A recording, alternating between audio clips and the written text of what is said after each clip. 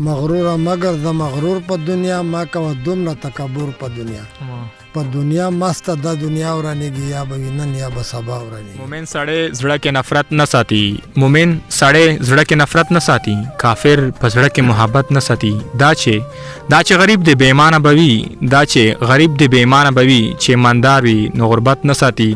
یار شو بدل لطف سهیل بدل شو، یار شو بدل لطف سهیل بدل شو، لمن یې پاک شوه تهمت نه ساتي. سلامونه ملګرو نیکې هیلې او ډېر زیات احترامات مې ومنئ او ادبي پروګرام نیکې هیلې سره او زه یم ستاسو خپل ملګری عاطف سهیل په دغه هیله په دغه تمه چې تاسو به او ټول روغ جوړئ او د ژوند نه به خوندونه اخلئ. قدرمنو تاسو ته دی او معلومه وي چې موږ په دې پروګرام کې وخت په وخت تاسو او د نوي شاعر سره معرفي کوو. نو نن موږ راغلی یو او د کمې چشمې ډومیل تحصیل سره تعلق له علاقه ده، هغې ته موږ راغلی یو. په هغه کې او ډېر ښکلی لیکوال او زوړ پخوانی شاعر او چې د وزیرو ادبي جرګې ډومیل او اولینی او صدر هم پاتې شوی دی. نو هغې سره موږ مرکه را جوړه کړې ده او رحمدالله خان اصلي هیل او په ټول نه مخکې موږ تاسو ته او په پروګرام کې هرکلی او مینه وایم. زه د ډېره شکریا ادا کوم چې تاسو راغلي یئ. دا مله تکلیف مې وکړ کنې زه بیمور یم او داسې ډېر غږېدای نه شم، خو د احترام خامخا پکار ده. او زه د کامې چشمې اوسېدونکی یم، د ډمیل د تحصیل سره تعلق لرم او مخکې د ډمیل د ادبي جرګې صدر و، بیا بیمار شول، بیا په هغې وخت کې امیر سکرټري چې کوم هغه نعیم بایک خیل و. بیا زه چې بیمور شول بیا هغې خپل بل صدر ورته بدل کړ. ما ورته وویل چې زه مخه نه وینم او خپل مې تعلیم هم نشته دی،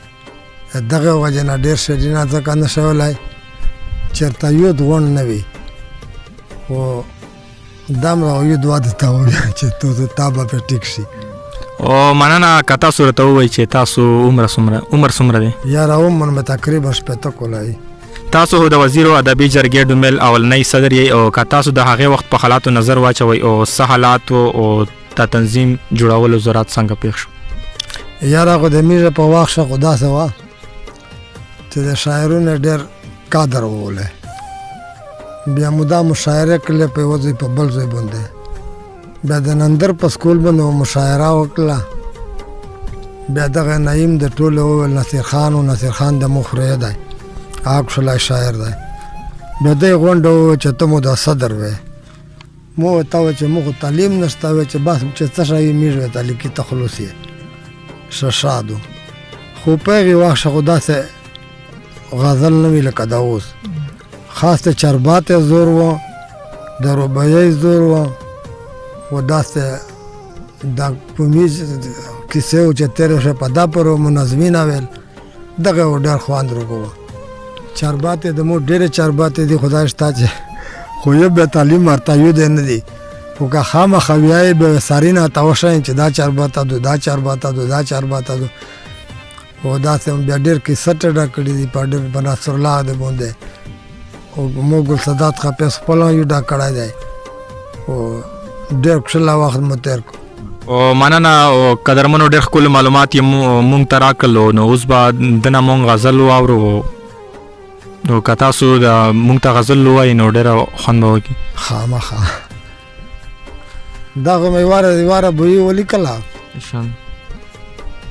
چې تور مې خوښ دی چې وي صرف په څرمن تور، تور مې خوښ دی چې وي صرف په څرمن تور، آسه نه چې داغ یې پروت وي په لمن تور.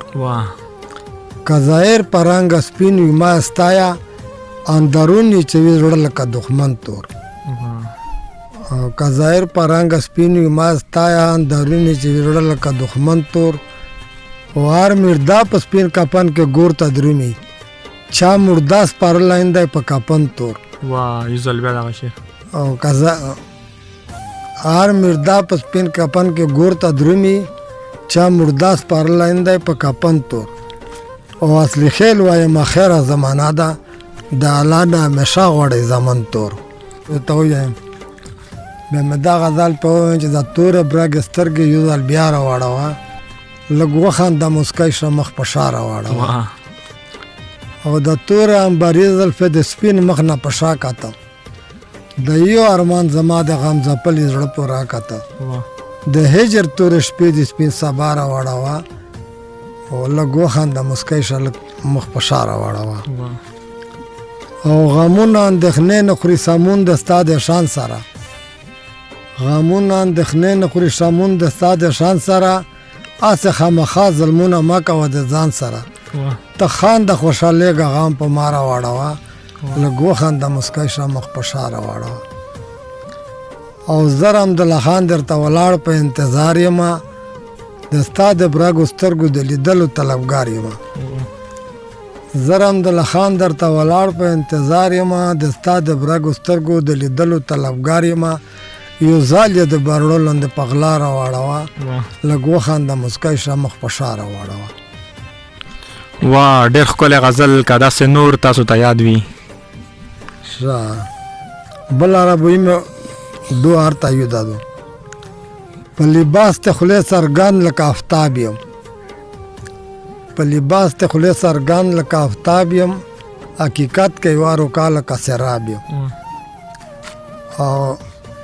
نه کسان رزن لره لره تختی نه کسان رزن لره لره تختی زاهدانو لره جام د ماس شراب یم او نه مې خوب نه مې خاندان نه مې آرام شته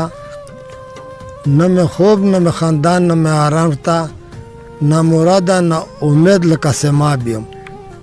داسې څوک دی چې په ځان ګواهي وکړي داسې څوک دی چې په ځان ګواهي وکړي هغه زر حمدالله خان خانه خراب یم ډېر ښکلی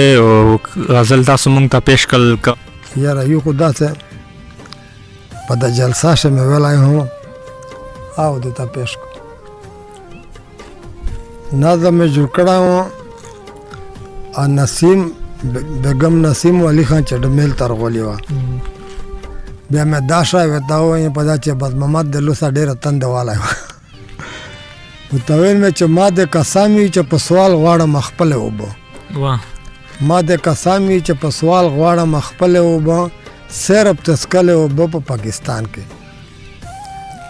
پاکستانی یم حق مې شته دی څه مجر خو نه یم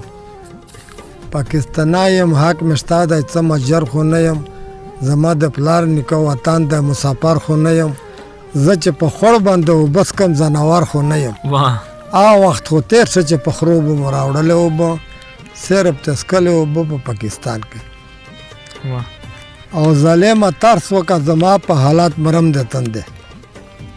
ظالمه ترس وکړه زما په حالات مرم د تندې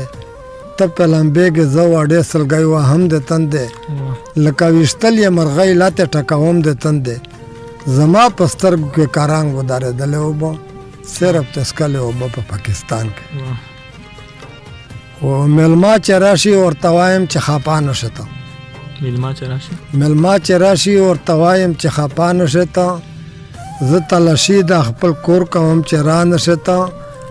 او یو ساعت کې نظر اعظم چې ورخطا نشه ته چای پخوم کا په منګي کې مې موندلې اوبه صرف تسکلې اوبه په پاکستان کې او ما د قسم وي چې په سوال غواړم خپلې اوبه صرف تسکلې اوبه په پاکستان کې ما پیژندله یې قسم دی له پخوا دشمنه ما پیژندله یې قسم دی له پخوا دشمنه یوه ورځ به خامخه درځمه خوا په خوا دشمنه پرې به د نږدمه ژوندی د پښتونخوا دشمنه که مې د شونډو په سرو ولګېدلې اوبه صرف تسکلې اوبه په پاکستان کې او د انقلاب چغه د واورې د خپا غوندې شوې د انقلاب چغه د واوره د خپا غوندې شوې شونډې د وچې رنګ د زیړ شو ورخطا غوندې شوې تندای د ګونځې ګونځې ونې غوسا غوندې شوې خولې خولې شوې په څرمن د وتلې اوبه صرف تسکلې اوبه په پاکستان کې آخري شعر دی رحمدالله خان وزیر به صبر نیم وار مې وکړو رحمدالله خان وزیر به صبر نیم وار مې وکړو ما د قسم وي چې ډېر عمر انتظار مې وکړ اخر مجبور شوم په اشعارو کې اظهار مې وکړ دا څه انصاف ته چې په خوله مې ووختلې اوبه صرف تسکلې اوبه په پاکستان کې وا ډېر مننه او ملګرو دا رمدل خان رمدل صاحب چې ډېر ښکلې عکاسي یې کړې وه د خپل علاقې د خپل سوچ مطابق.